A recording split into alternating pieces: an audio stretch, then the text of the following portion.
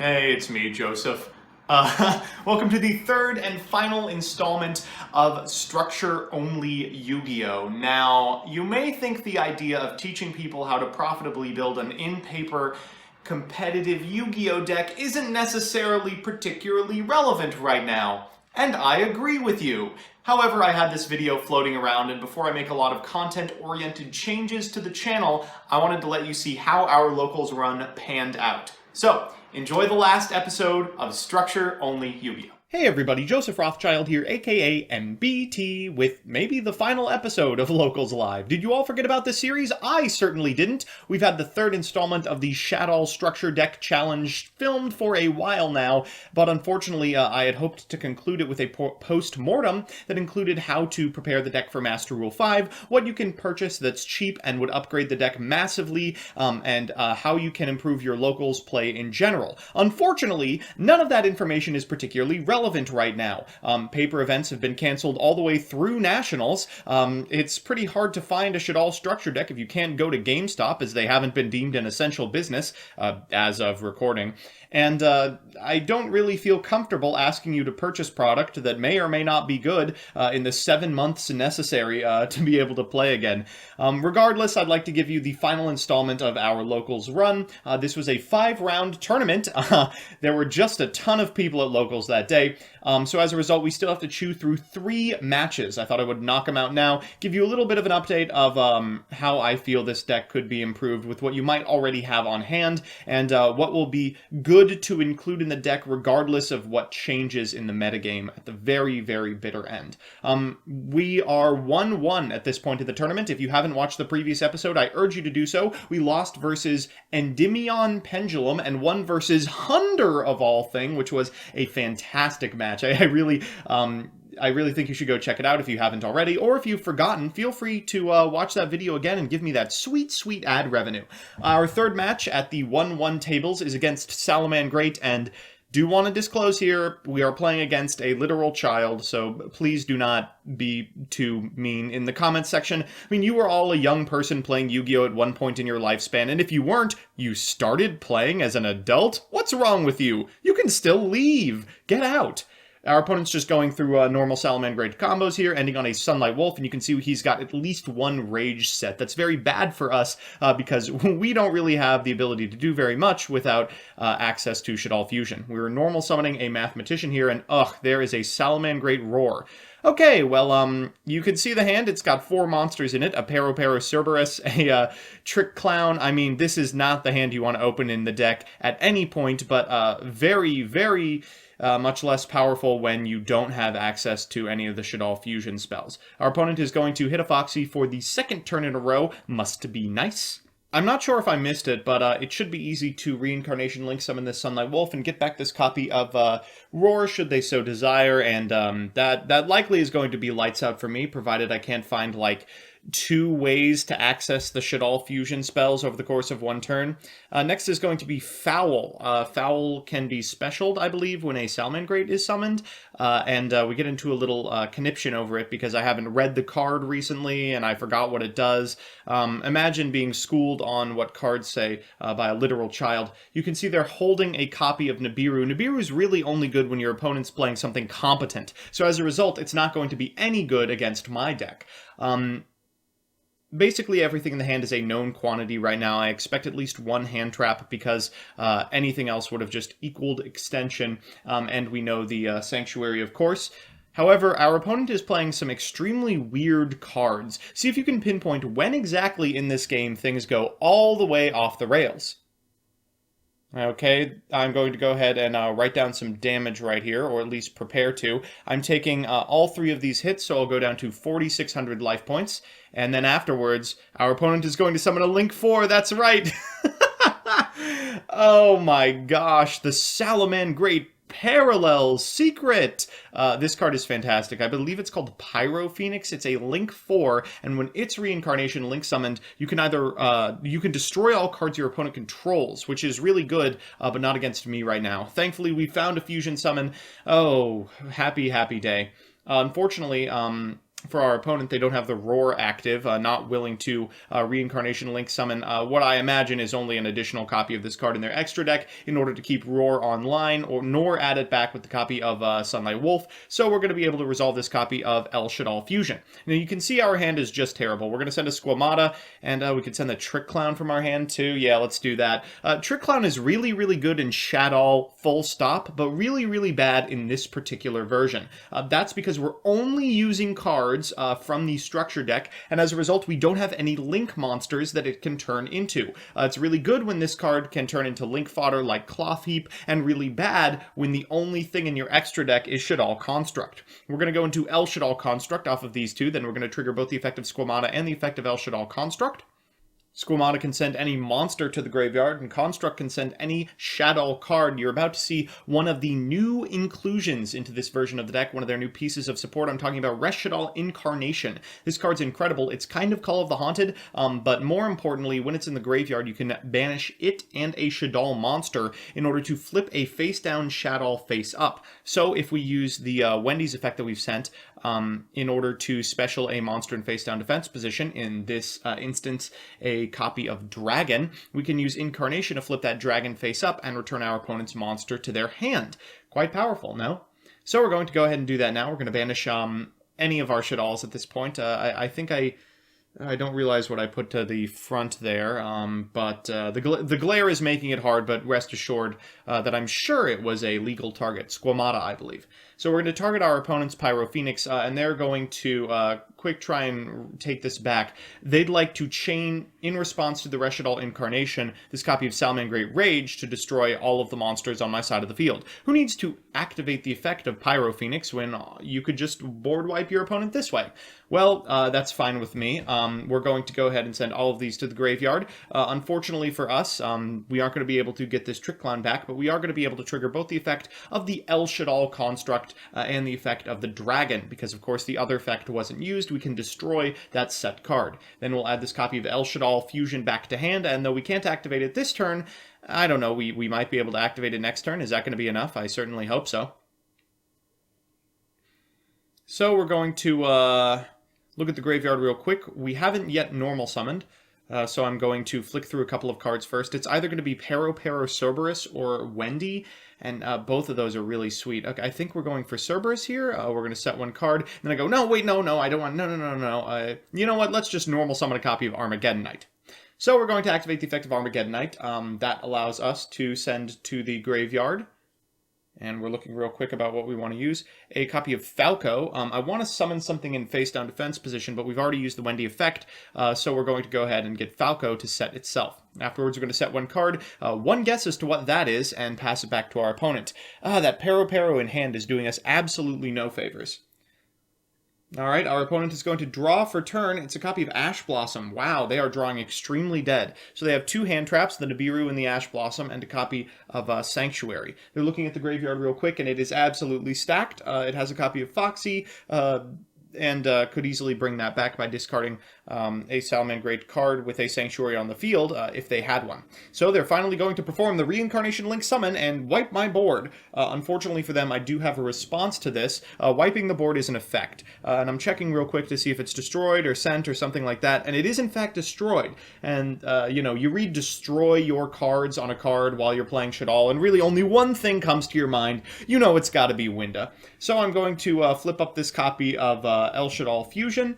I'm looking at my hand real quick. To fulfill the Shaddol portion of this, I'm going to use the Wendy in our hand, though I look at the graveyard real quick to see if there's anything we should be prioritizing.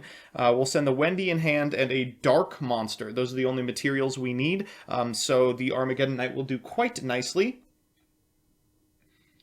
We will send those two to the graveyard and then fetch from the extra deck a copy of El Shaddol Winda. El Shaddol Winda is an extremely powerful floodgate. Your opponent can only special summon once while that card is on the field, and more importantly, for this instance, it can't be destroyed by card effects. So our Falco is going to be destroyed. We're going to trigger the effect of the Falco and the effect of the Wendy, which is going to special two monsters, though we can't actually do it the way we want, and I'm realizing that right now. Winda's floodgate, unfortunately for us, is reciprocal, so we're going to prioritize the Wendy, and this is a mistake from me. We probably should have just activated them both regardless, because at the very least, one of them just fails to resolve because we've already summoned once. The way we do activate them is only by activating the effect of Wendy, and then our opponent is free to Ash Blossom our summon from deck. We have no Falco on our side of the field, and we're forced to be left with Winda. Now, despite this, our opponent experiences a bit of hesitation here. They're not sure they want to attack, and I can't blame them. Giving me back a copy of SHADDOLL Fusion is frightening, considering that it's the only reason that I'm in the game at all. They're thinking real quickly and finally pass. I don't think that was correct, but it's easy to blink in the face of cards like this. We're going to set one card and one trap card. There's really only one trap in the deck. Main board, it's got to be SHADDOLL Incarnation, so our opponent should probably prepare for that. After a record series of miserable draws from our opponent, it looks like they've finally found something playable. That's a Lady Debug off the top, and oh boy, this is a fantastic card for Salamangreat. They're going to go ahead and normal summon the Lady Debug. Of course, this can search any, I believe, level 4 or lower Cyberse monster from their deck, which is about 90% of the deck. But likely what they're going to want to get here is a Gazelle. So they're going to go ahead and add the Gazelle to hand, and should that Gazelle make its way onto the field, we are going to have a problem. After that, they're going to look at the deck real quick, thumb through the hand a couple more times. That Nibiru is still doing no favors whatsoever. Alright, they elect finally to send this copy of Lady Debug off to the graveyard in order to link summon a Salamangreat Baylynx. And unfortunately for them, as they go to activate the Gazelle in their hand, I remind them that Winda is still on the field, and that is the single special summon they are afforded this turn. As a result, this is just going to have to be enough. They're going to have to be able to walk over my board given just these cards, and that seems pretty unlikely given that we have a trap card that is likely going to nullify the entirety of their strategy. They're thinking real quick about what they can do. They've already used their normal summon. The extra doesn't accomplish a whole lot in this specific instance. They try to reincarnation summon, and I remind them how Winda works. Yeah, I mean, Winda's a hard card to keep track of, and the fact that it requires you to play that far ahead could be really frustrating for individuals who don't have a lot of experience with the card. This is really the individual card that gives the deck such amazing game against so much of the meta. Alright, so we're going to walk this Pyro Phoenix into Salamangreat Winda, or Salamangreat Winda, SHADDOLL Winda, excuse me. And, of course, that will add the SHADDOLL Fusion back to our hand. God, I would kill for a SHADDOLL Fusion. They're then going to pass, and I'm going to activate SHADDOLL Incarnation's on field effect, which is kind of Call of the Haunted and kind of, Burst Rebirth. We're going to go ahead and set a copy of SHADDOLL Falco, and from this position we should be able to pop off. We have no Winda on our side of the field right now, and ooh, a Super Polymerization, that's a good one. Really, the last thing this hand was lacking was a really efficient way to deal with the Pyro Phoenix, and looks like we've just found it. We're going to flip up this copy of SHADDOLL Falco, and then we'll use Falco's effect. We can summon any of our SHADDOLLs in face-down defense position, but it won't remain that way for long, because of course we've got a copy of Resh in graveyard, and we haven't used its effect this turn.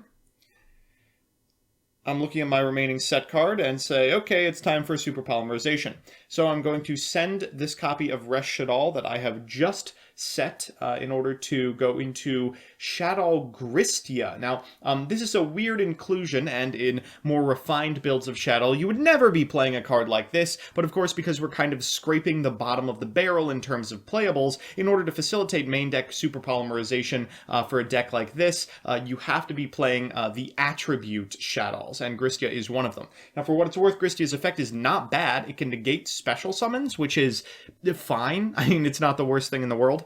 We can still flip up that monster of its own volition, and we can flip up whatever we get off of this copy of Wendy as well by using the effect of the Resh SHADDOLL in graveyard. Knowing that, I'm going to get this copy of Ariel. That way, we can use Resh SHADDOLL to flip up the copy of Ariel, banishing a SHADDOLL monster, and then getting back whatever it is that we banished. I elect for Winda, because a defense position Winda can do a heck of a lot against a Salamangreat board that usually has to go through Baylynx plays in order to accomplish anything. We're going to flip up this copy of Ariel, and then special summon this copy of Winda, and now we have one special summon we can conduct while this card is on the field. We still haven't flipped up that remaining set card, and what could it be? Anything at this point. Our opponent will hand our deck back to us, and I say, yeah, it's just time to go to battle phase. We'll attack over this copy of Balinx with our Falco. Of course, they have a Balinx in graveyard, so they'll be able to protect, only taking 100 damage in the process. Afterwards, we'll get in with Ariel, and then directly with Gristia. That is a fair amount of damage. We'll go ahead and put them at a comfortable... Oh, God, I can't do math with 2450s. Why do they print cards with these? 4950. Yes, that's it. All right, so for turn, our opponent has to have drawn something amazing. It's got to be able to get through Winda and Gristia, which seems like a lot to ask. All right, our opponent's going to normal summon a copy of Gazelle. Ugh, Gazelle's so strong, but really, what could it possibly send that would result in a reasonable board? They've sent a Jack Jaguar, which is a very powerful card given certain board states, not so much when you're only afforded one special summon a turn. How are you getting the Jack Jaguar back, for instance? All right, they're going to think about it real quick. And then elect to go into the extra deck. Here comes their one summon. And it is a Balinx. As expected. They're going to then try and activate the Jack Jaguar from graveyard, and no, it doesn't work like that. Winda is still on field and preventing that from happening. Maybe our opponent is playing with the heads-up display lodged into their brain. It's possible. If it's invisible for you, it must be invisible for them as well. And look at that. It looks like 2 Nibiru in the grip. Oh my gosh. Oh, how frustrating.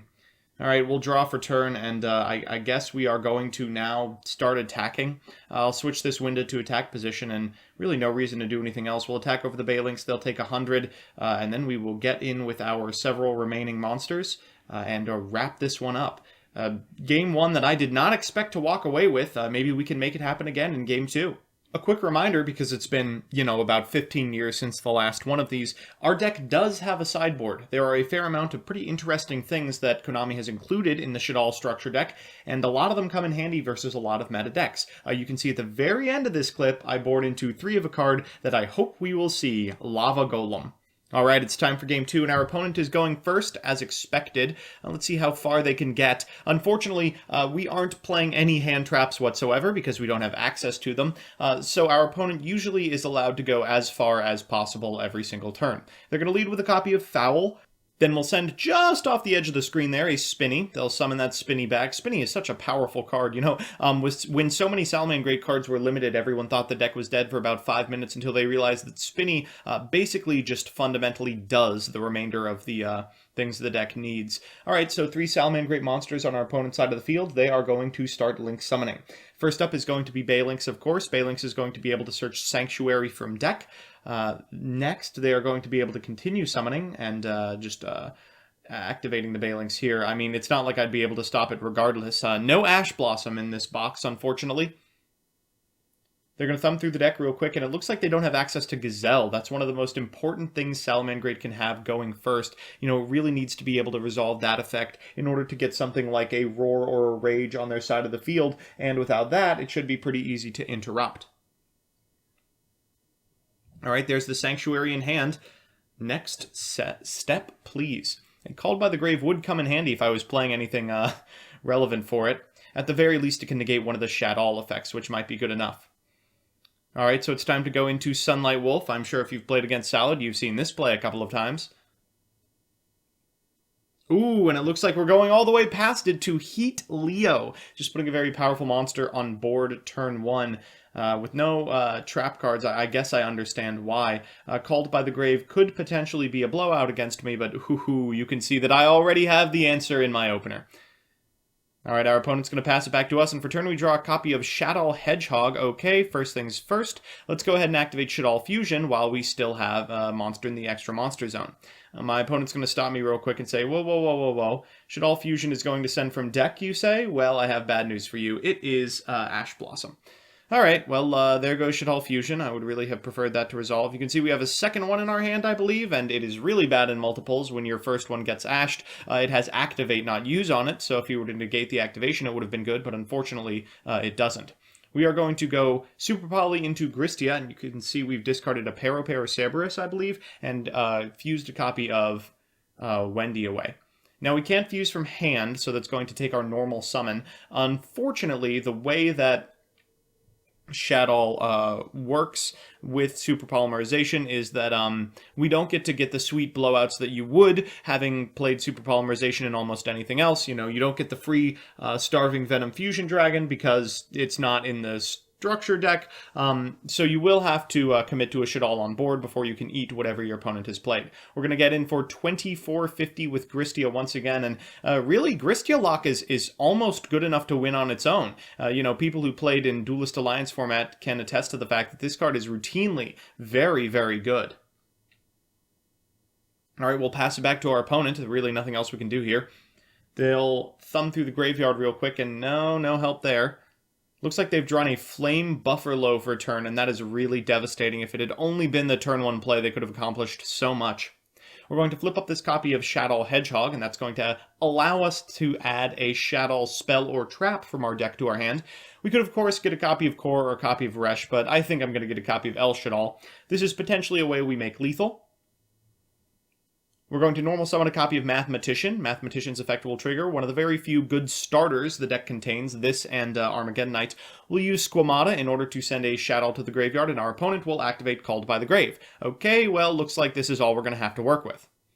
I think real quick about the defensive point values of my opponent's monsters. So we've got Spinny at like 2,000, we've got Jaguar at about 12, trying to think what exactly they would have set that would potentially block my monsters, and I figure, well, we're not really going for lethal anyway. I might as well give them an extra turn. Let's attack with this copy of Gristia. It turns out to be a Flame Buffalo with no follow-up, so I get in with a copy of Mathematician and a copy of Hedgehog. That does a fair amount of damage and puts him at another life point total I can't calculate in my head because it contains a 50. I swear, I lose about 20 IQ points every time a game includes 50s. Alright, 3250 it is. I'll go ahead and set one card and pass it back to my opponent. One guess as to what that is. So we know the Sanctuary in hand. It looks like they're going to set one additional card, and likely that's going to be it, provided that card isn't like exactly Storming Mirror Force.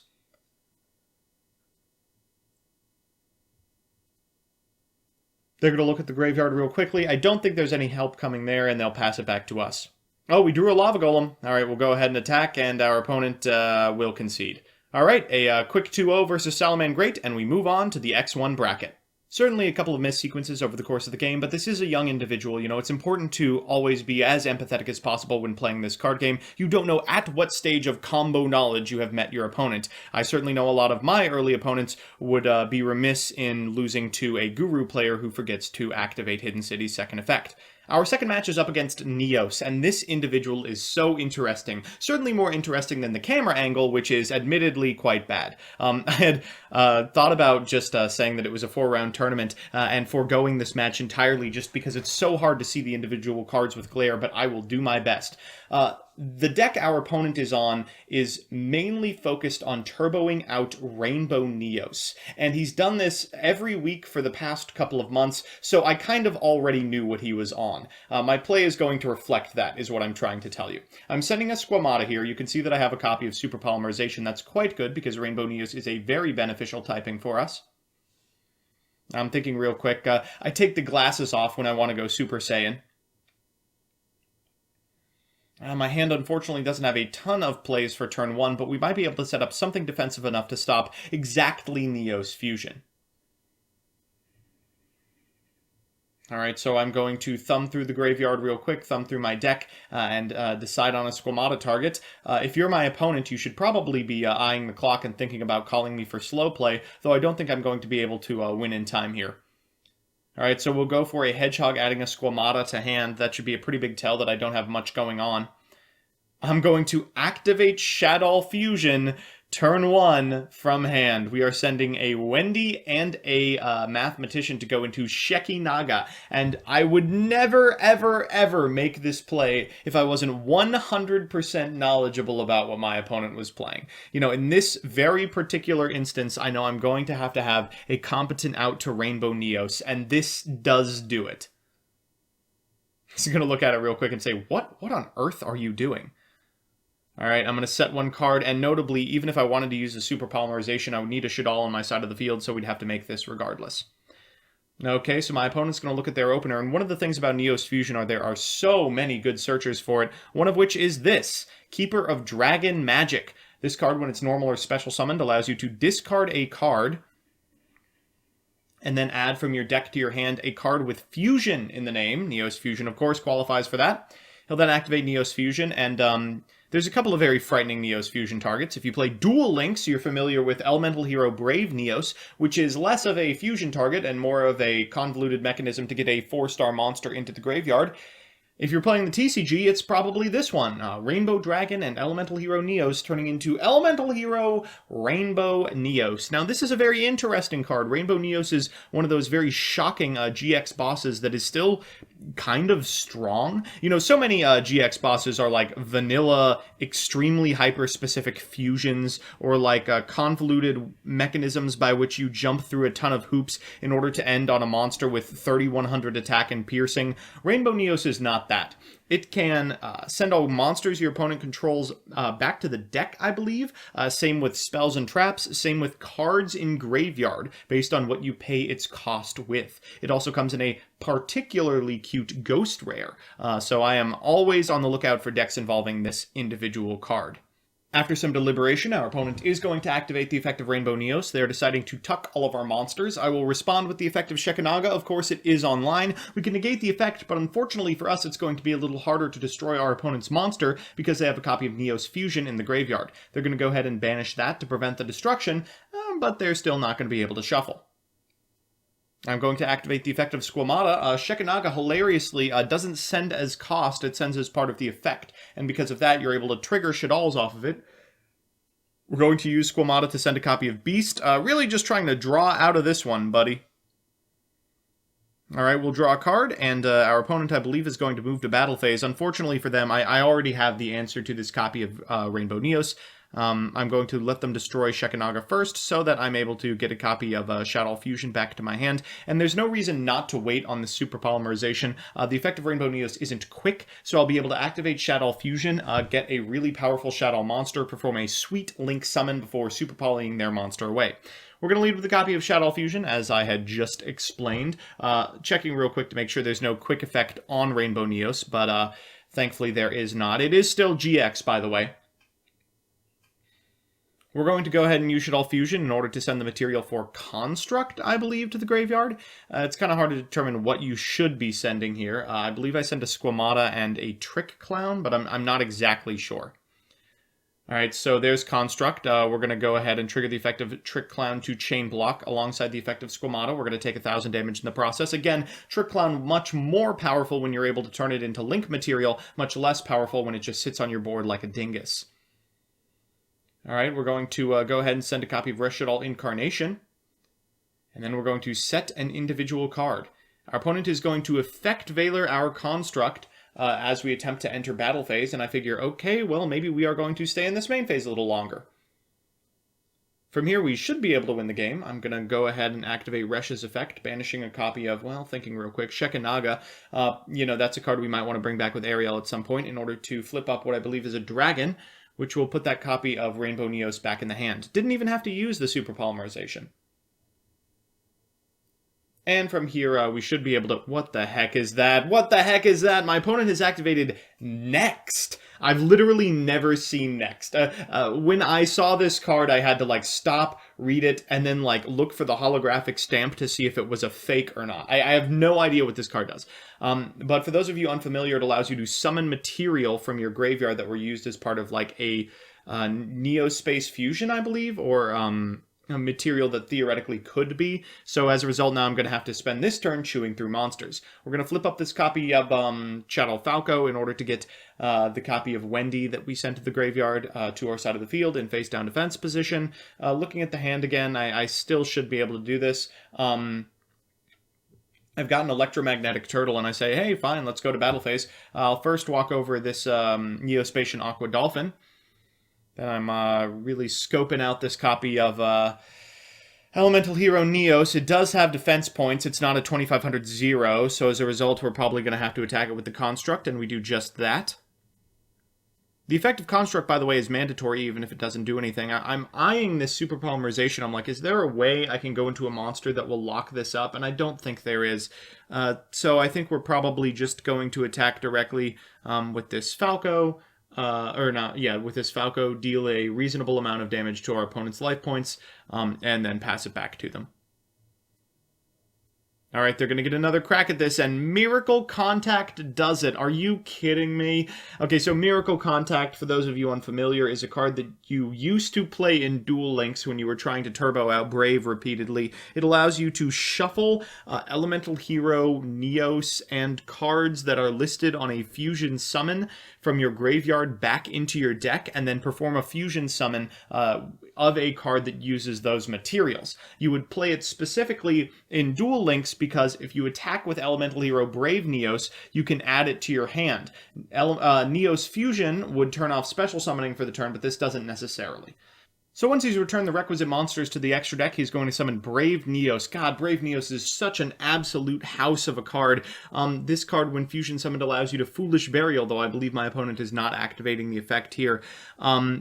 Foolish Burialing, of course, is an extremely powerful thing you can be doing. I mean, you can see why this deck would be alluring to someone like me. It has this mass AoE removal that's extremely accessible. It's got these combo setups with Brave Neos. I just wish that Neos Fusion was a better card. So my opponent is going to attack, and I'm going to, okay, jigs up. Let's go ahead and reveal this copy of, you guessed it, Super Polymerization. Now, Brave Neos is, unfortunately for our opponent, light. That means we're going to be able to fuse our Construct and their Brave Neos into another copy of Construct, which, of course, requires a SHADDOLL monster fulfilled by itself and a light monster fulfilled by Brave Neos. We'll trigger Construct and Construct. You know what's really cool is that Construct's effect is not hard once per turn, and it's not either or. You can just use them both repeatedly. Real fun, real great. Just love how this card exists and now all of a sudden might be meta again. We're going to also use the effect of Hedgehog, sent off the other construct to get a copy of Ariel to hand. Theoretically, we could flip up Ariel and bring back something like a Shekanaga should we so desire, but I don't think that'll be necessary. We probably have enough already. We've drawn a Core for turn. Ugh, always bad to draw that card, but always fine when something like this happens. We're going to go ahead and flip summon our Wendy, which is going to special a Beast in face-down defense position, and I guess we are just going to combat.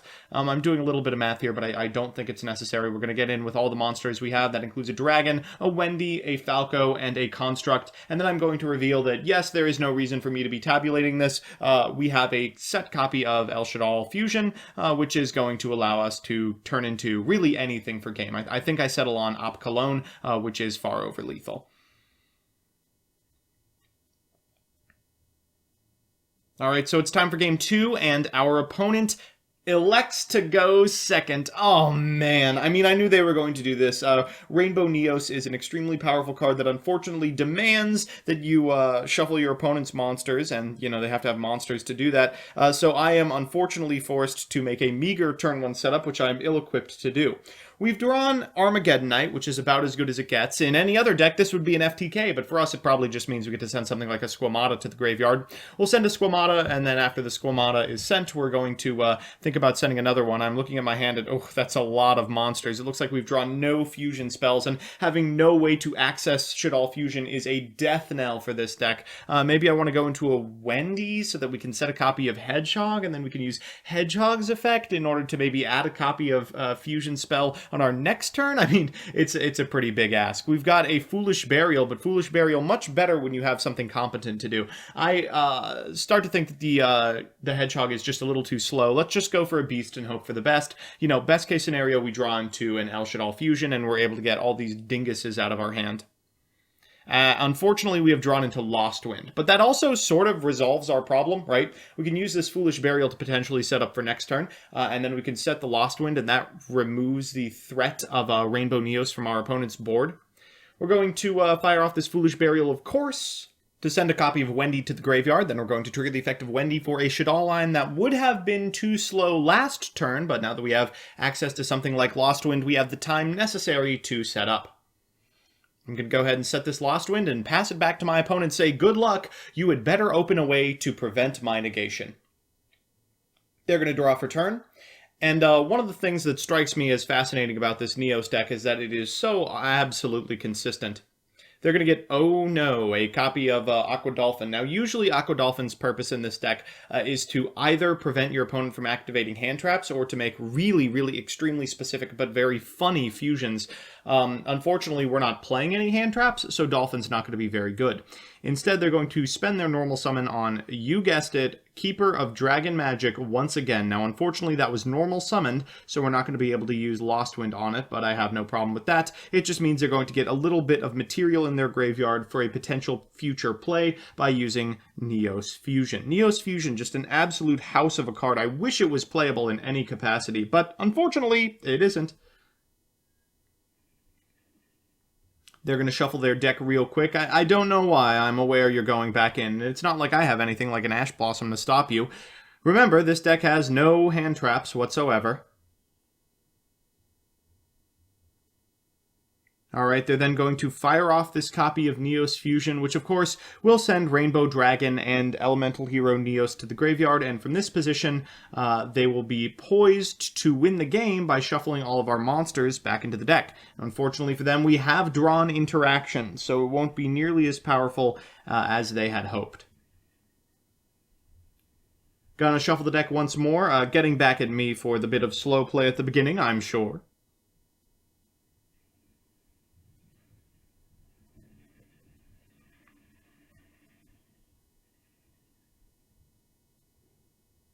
And after they've sufficiently randomized the deck, they are going to go ahead and reach to the extra to get themselves a copy of Rainbow Neos. Oh, Rainbow Neos, it's a heck of a card, and importantly, it's got 4,500 attack. It will still be able to get over Armageddon Knight, even if it's Lost-Winded, but I don't think that's too big of a deal. You know, 2250 isn't so big that we aren't going to be able to out it at any point during the game. You know, maybe Winda can't do it, but, you know, Shaddoll Construct can, App Cologne can, Sheki Naga can. We're going to go ahead and flip up this Lost Wind, and Lost Wind, such a powerful card. Really happy that they included it in this deck. You know, most of the structure decks feel incomplete because they have no single target monster removal, but Lost Wind is about as powerful as generic traps get outside of the Solemn Brigade. They're going to attack into our copy of Armageddon Knight, and oh god, I have to do math here. Okay, so half of 4,500 is 2,250, and 2,250 minus 1,400 is, I don't know, 850. That seems close. If it's not close, you know, I've already written it, so we're going to pretend that that's how much it did. I'm throwing up my hands at the prospect that I'm going to have to do math. Disgusting! Yes, I could not agree more.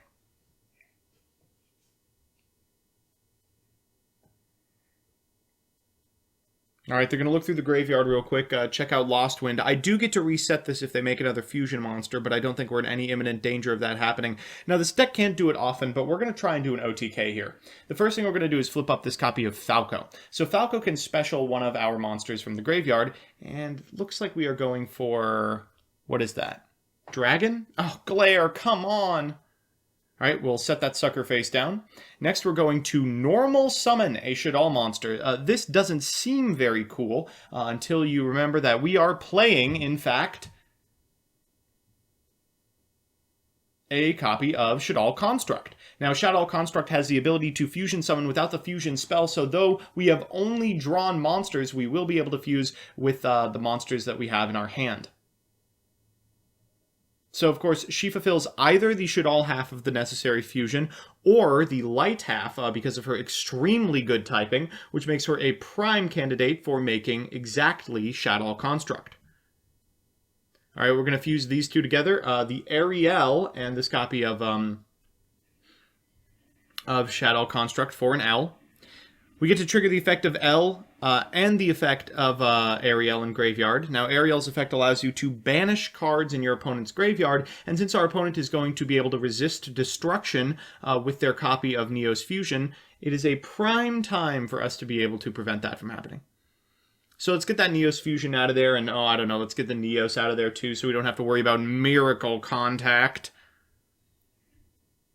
Alright, after that, we are going to banish this copy of Resh Shaddoll Incarnation that was in the graveyard. Or think real quick about it. Yeah. Alongside a Shaddoll monster that likely we won't care about for the remainder of the game. Let's go ahead and pick what I believe is Falco there. We're going to flip up our set card.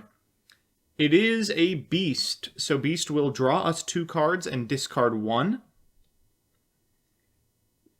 Looking real quick at the graveyard again, I don't think we have the necessary material to do everything we want just yet, but maybe Beast can find it.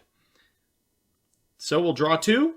Oh, and a SHADDOLL fusion, exactly what we were looking for. Okay, should be good from this position. We are going to go ahead and activate the graveyard effect of SHADDOLL Construct. So this card allows you to tribute one of your SHADDOLLs and bring her back. Of course, because she's being reanimated, she doesn't have to be in an extra monster zone, so we're going to put her where it makes the most sense. Then we'll activate Construct's effect. And what do you know, we have absolutely 0 targets to add back to hand. Fine, fine, fine. I'm not salty. With our fresh EMZ and additional pointed EMZ, we'll activate SHADDOLL Fusion because our opponent has a monster in theirs. We're going to send in a couple of monsters, just deciding what we want to be going for here. Unfortunately, we're almost out of light targets. It doesn't really make sense to go into a copy of Trick Clown here, so we're going to send an electromagnetic turtle instead. So we've got another construct, and it's at this point I realize this card is not a hard once per turn. Extremely silly. I suppose we can go ahead and send Core. That might be nice, and then we'll use Core's effect. That's cute. We're also sending Squamata here, so we're deciding on what we want our Squamata target to be, and we're going for a Hedgehog. On a new chain, we'll trigger Hedgehog and Core to get back this copy of SHADDOLL Fusion, and Hedgehog to get a SHADDOLL to our hand.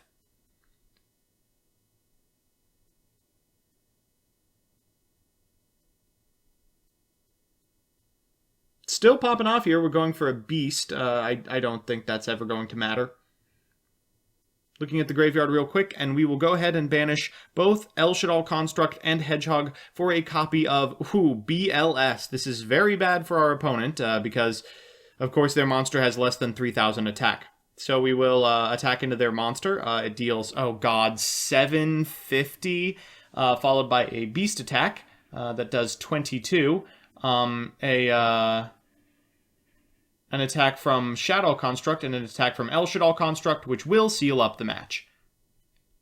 Alright, so we are 3-1 going into round 5, but unfortunately, we will now have to play against real decks. Real in quotes here. Our opponent is on Thunder. Now, this is a ban list to go, but as you may remember, while Thunder was all but decimated, it still had access to both Titan and 3 copies of Instant Fusion, one of which my opponent is going to activate now. At the very least, the camera angle has improved slightly.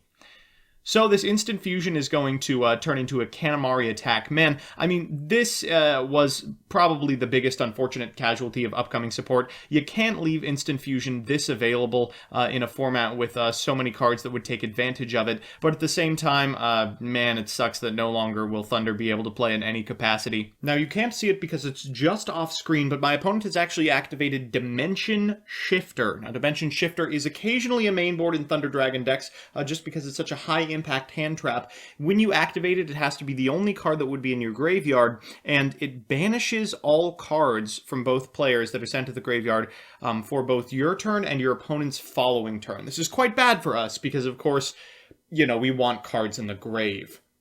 Alright, we draw for turn, and unfortunately for our opponent, we do have a SHADDOLL Fusion. Now, it's not as high impact as I would like it to be, of course. You know, it doesn't necessarily have to send cards from the deck to the graveyard, because, of course, it's part of the effect, not part of the cost.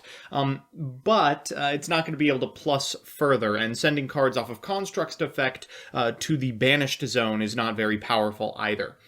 So we're going to go ahead and send a copy of Trick Clown, alongside a copy of Squamata, just kind of a bonus SHADDOLL that we have no intention of using. And we'll go into a copy of Construct. SHADDOLL Fusion for Construct is just so absolutely powerful on board states like these. One of the downsides of playing Dimension Shifter in Thunder is that your Thunder Dragon Titan, which is now your only win condition, unfortunately cannot be protected because you've got no material in graveyard. So my opponent is basically hoping that the matrices in hand are going to be able to ride him to victory over the course of the turn and interrupt everything I do. Here they're going to activate a matrix by sending it from the hand to the graveyard, and of course, Thunder Dragon Titan is very finicky. It absolutely has to be the last thing that resolved in order to activate its effect. So I say, well, hold up, I'm going to activate an SHADDOLL fusion, their quick play fusion spell. This enables me to fuse my existing onboard construct and a card in my hand. While I will be sorry to see this copy of Blackluster Soldier go, I will be more happy to not have to deal with the pop off of Titan. So because the activation of a Thunder Monster's effect wasn't the very last thing that happened, Titan unfortunately misses timing, to borrow a phrase that I think is wildly misapplied here, and then we can get our second construct and go to combat. So of course Construct's effect will trigger. Sometimes this card is just so big you forget about it, but if it battles a special summoned monster, it's destroyed at the start of the damage step. Now that's a mandatory effect, so of course I couldn't even do damage if I wanted to, but Thunder Dragon Titan is a beefy boy. We're going to set 2 and pass it back to our opponent, and this is kind of the hand that you want to see if you are forced to play under Dimension Shifter. A lot of interruption spells and traps, and very few monsters in hand necessary to pop all the way off completely. We don't have any recursion for our spells, so this kind of has to be the end of the game for us, but I'm feeling pretty hopeful about that possibility. Our opponent's in the tank real quick, thinking about what their turn's going to be. Thunder Dragon is one of those decks whose games are very quick, just because they're either kind of won or lost based on the turn 1 board a lot of the time, and for that reason, it behooves you to spend a lot of time thinking about your combo lines. You know, if it takes you 6 or 7 minutes to execute a combo, you're likely not going to go to time anyway, just because, you know, either your opponent is going to have evenly matched or you've won. They're thinking real quick, there's not really much you can accomplish with a copy of Roar and a copy of Matrix. There's not a whole bunch of cards that are banished. You can see there's an instant fusion, a second Matrix, and I think that's it, maybe. I believe there was maybe a Thunder Dragon Prime in there, and, you know, getting that back with the rest of the copies completely banished is not super helpful. So he is going to go for the Thunder Dragon Roar here, and the Thunder Dragon Roar, of course, will be able to get back a Thunder Dragon monster, but adding old Greenie back to hand doesn't really do a whole lot here. It just kind of rots in the opener. He's going to set a copy of Matrix, and, you know, basically, I know that's Matrix. There's nothing else that Thunder Dragon would set. Anything like Aloof Lupine you would summon, same with Batteryman Solar, so we'll just, I don't know, attack it as soon as possible.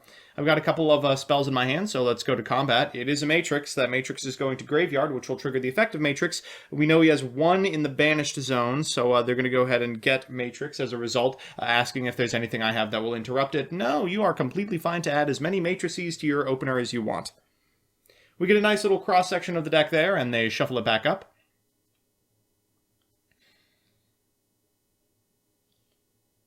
Alright, they're going to draw a card for turn. I really have no extension here, but one SHADDOLL construct in the face of a resolved, simplified Thunder Dragon game state may just be enough to walk with it.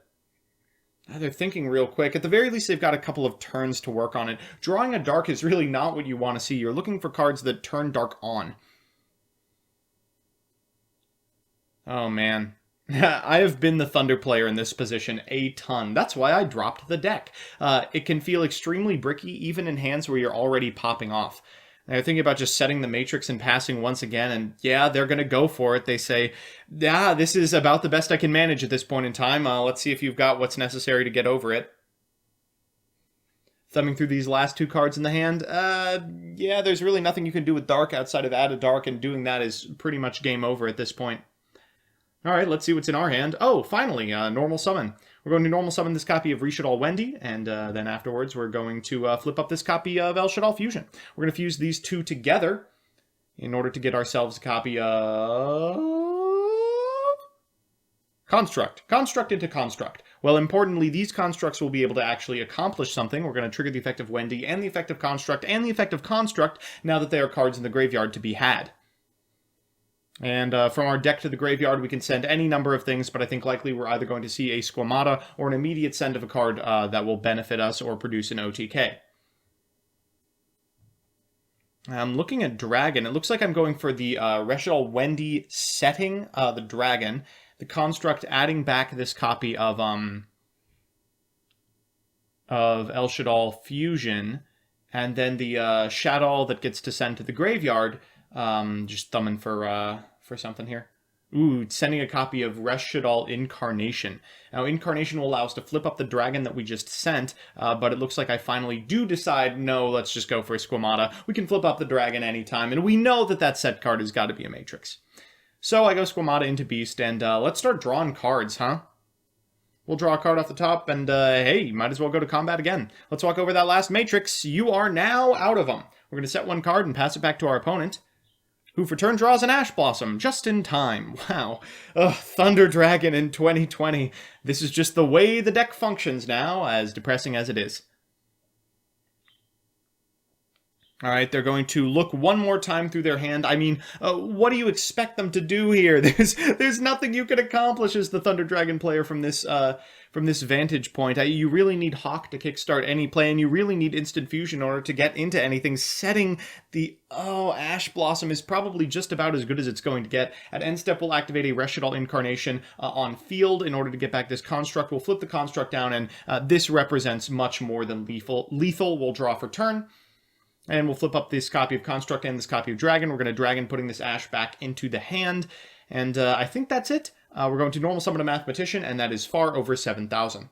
Alright, so it's time for that all-important game 2. And, oh boy, I hope this goes better for our opponent. I just hate to see Thunder Dragon decks have to deal with simplified board states and mediocre end boards. They are making us go first, which is probably wise. Thunder Dragon Titan isn't a very powerful card to end on if you're going first. It just represents one pop. If you're able to pop through stuff and also chew through your opponent's monsters because your boy is extremely beefy, then it is much more powerful.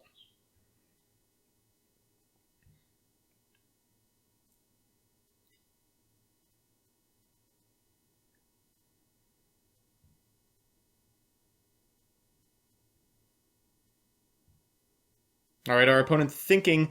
You can see that they've got the tools necessary to potentially make a big board, but Thunder Dragon not only has to be thinking about very intricate combo lines, but also what they're going to do if they're interrupted. It looks like they're going for the path of least resistance here, normal summoning a Denko Sekka. Yeah, that's pretty unfortunate. You know, there are hands where Denko Sekka is absolutely killer. This is not one of them. Occasionally, this version of the SHADDOLL deck will just end on 4 set traps and a set monster. That's kind of ideal, so I understand the board into Denko Sekka, but kind of hard to justify it. They're going to go for Thunder Dragon Prime, getting old Greenie back to hand. God, and where's the Royal Magical Library? Followed by a copy of what appears to be Hawk, bringing back green. Yeah, this is just about as rough as it gets. You can see they have an Allure of Darkness with no dark targets in the opener, just greens, Hawks, and Denko Sekkas. Oh, man. In a more just world, this would be full combo. They'd be able to go into Colossus and then start going into multiple copies of Titan, but with no Colossus, they're forced to just go to combat, attack with Thunder Dragon, of all things, over a copy of SHADDOLL Hedgehog, allowing us to get an El Shaddoll Fusion to our hand. I'm not getting SHADDOLL Fusion here because, what, are they going to go into a Fusion monster? Alright, Denko Sekka gets in for 1,700, and yeah, that is likely the last damage we are going to take. Alright, my opponent is going to end their turn, and oh, that's really depressing. I just, I don't have anything to say about it. You hate to see Thunder Dragon losing, folks. And I'm going to check real quick what Hawk does. I remember one of them returns it to the hand at the end of the turn, and I can't remember if it's Hawk or Roar, but Roar it is. Alright, I look at the set card. It's not like we could activate it anyway. We are still under Denko Sekka, for what it's worth.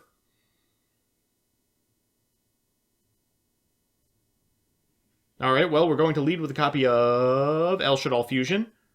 Of course, Denko Sekka doesn't prevent me from activating spells full stop, so we'll go ahead and send 2 of the monsters that are clogging our opener to the graveyard in order to get a SHADDOLL monster to our side of the field. I'm doing math real quickly. Not my strong suit for any of you who have watched the channel for more than a couple of seconds. Winda has made it onto the field. I do not think Thunder Dragon can beat this card. You have to go from a fusion into Titan, and you'll never make it past the fusion. Maybe instant fusion for 1,000 eyes, so as long as I get insulation for that exactly, I should be able to walk with this. Alright, we're going to go ahead and trigger the effects of the monsters in the graveyard here. Not too sure what they are because the overlay is blocking them. We're going to special a copy of Dragon face down, which makes me think that at least one was Reshidoll Wendy. And then looks like the other was Hedgehog. We're going to add this copy of Squamata to hand. I do like adding Squamata to hand when you have the opportunity. It's just kind of a an additional free way to potentially send a utility one of SHADDOLL from your deck to the graveyard. But more importantly, in a lot of scenarios, it's removal. And the deck does kind of struggle against archetypes that demand it. So he's drawn a copy of Roar, which means the Allure of Darkness is finally on. I'm going to look at the hand like I have Ash Blossom, but of course you all know I don't. They draw a couple of cards, including an instant fusion. They're going to go ahead and banish Roar, and then, wow, they might actually be able to do this. Again, the way out of the window line is specifically instant fusion into Thousand Eyes Restrict, and then move on from there. But it looks like instead they're going for the Thunder Dragon Roar activation. So with Thunder Dragon Roar, you can get any Thunder Dragon from your deck, but usually you're getting Thunder Dragon Dark. Because when it goes to the graveyard, you get to, of course, pop off even further. Realizing the window is going to prevent a Dark Line, though, they go for a Matrix instead. So with a Matrix in their hand, they'll be able to potentially challenge Winda with a medium-sized Thunder Dragon in the future. I don't know if they're going to have that opportunity, personally. Looking real quick at that Roar again, yeah, it's really, really hard to justify a lot of these lines with Winda on board, but, like, what are you supposed to do? They're thinking about that instant fusion, but yeah, it's not going to work. They go ahead and play it, and I'm sorry, the Matrix was your one summon. Yeah, hard to remember that Winda is that restrictive, but in a lot of scenarios, it really acts like Vanity's Fiend, especially when special summoning is part of your bread and butter combos. You perform one, and then you realize you are completely locked out from the turn. All 3 greenies in the opener now. Oh, how painful. Alright, well, they haven't yet performed a normal summon, so it's potentially possible that they're going to tribute summon another Thunder Dragon. Hey, maybe in the future you could overlay for a rank 5? They're going to try and activate Hawk here, and then realize, no, that special summons as well. That won't be able to do anything particularly meaningful. So, I guess we'll just stare at each other for another turn. Now, Roar does return to hand at the end of the turn, so at the very least I won't have to contend with the Matrix. The Ash Blossom in hand at least means that it's going to be difficult for me to OTK. I mean, that's something at least. It looks like they are going to go ahead and tribute summon this copy of Hawk. If Hawk goes to the graveyard, they can potentially shuffle the hand back, which might be enough. And Hawk's attack is reasonable, especially compared to the rest of the Thunder Dragons. Alright, at end of turn, this Matrix is going back to hand, and then it is my turn to pop off. Let's see how far I can get. Well, at end step, we're going to activate SHADDOLL Incarnation. This was previously locked by the Danko. And even though we only get 1 special summon, I don't think that's going to apply for the majority of the turn. That Winda is not long for this world. This is the problem with Winda. It's like reciprocal in quotes only, because you can just link it away so easily. In our deck, we have to fuse it away, but, you still get the picture. He's asking real quick about the order of events, just trying to figure out if there's a scenario in which he can actually activate Ash Blossom, but for this sequence, there's not. It's going to have to be on the activation of the SHADDOLL Winda effect. So for turn, I'm going to set a card. Then I'm going to activate the SHADDOLL Incarnation in the graveyard in order to flip up the card I just set. Like I said, it's Squamata, and removal is at a premium. I'm going to target this copy of Thunder Dragon Hawk. Now, he has the opportunity to Magical Mallet here, but he declines to. I mean, this hand isn't the worst thing in the world. It does have an Ash Blossom and an instant fusion, and if he survives until next turn, he can use the instant to eat Winda.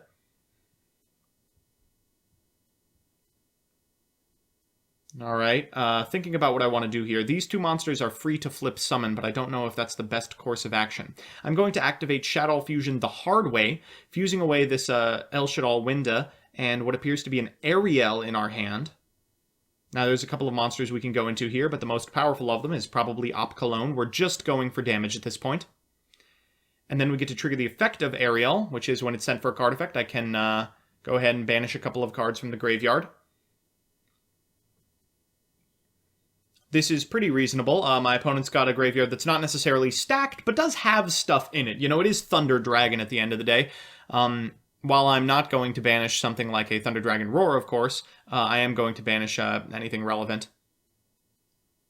The Danko Sekka, at least.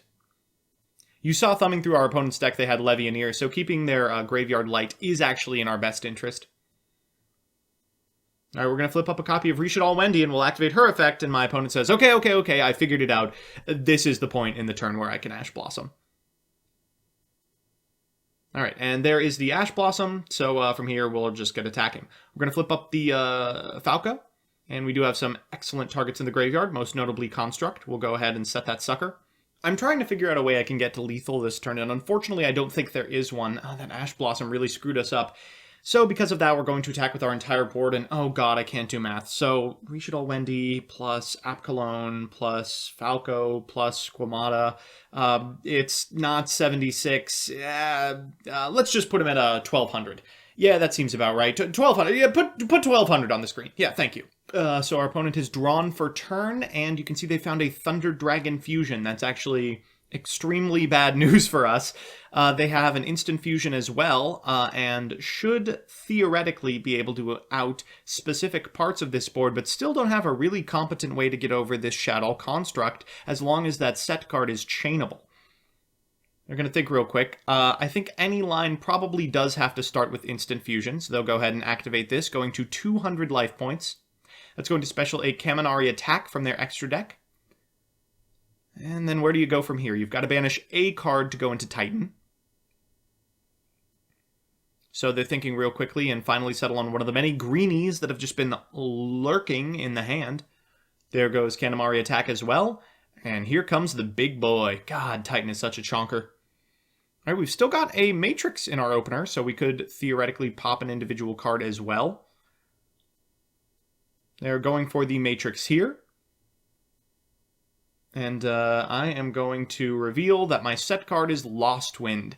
That's about a worst case scenario for our opponent. That means it's going to not only be difficult for them to resolve the effect of Titan, as it's now negated for the remainder of the turn, they're also going to have to clear their extra monster zone. Thunder Dragon Fusion, for instance, would have to include the Titan as part of the material. It's a pretty bad state to be in, and it means that the Titan is only going to get one attack maximum. While I refuse to do math, I feel pretty sure that Titan is at a lower attack point total than Apkallone. They're going to look at their banished pile, and there's just so much in there. You could theoretically Thunder Dragon Fusion, but I don't even know if it's necessarily good to do so. They're going to walk into Squamata. Apparently it is slightly over Squamata. Oh, 600, so. Yeah, that likely is going to be it. They're going to send this copy of Instant Fusion to the graveyard, look at the grip one final time, try and see if there's anything they can do that can challenge this board state, and I think the answer to that, unfortunately for our opponent, is no. Even if they were to make another Titan, it just absolutely gets decimated. Repeatable board setups, so this is going to be the end of the game, but don't worry, there's still one more extremely exciting thing that happens in this match. I present to you at the end of this turn the most awkward handshake you've ever seen. Our opponent goes for the fist bump, we go for the handshake, I change to a fist bump, and he changes to a handshake. Watch on screen now. Oh! God, it's so painful. That was an X3 handshake if I've ever seen one. I really need to improve my game.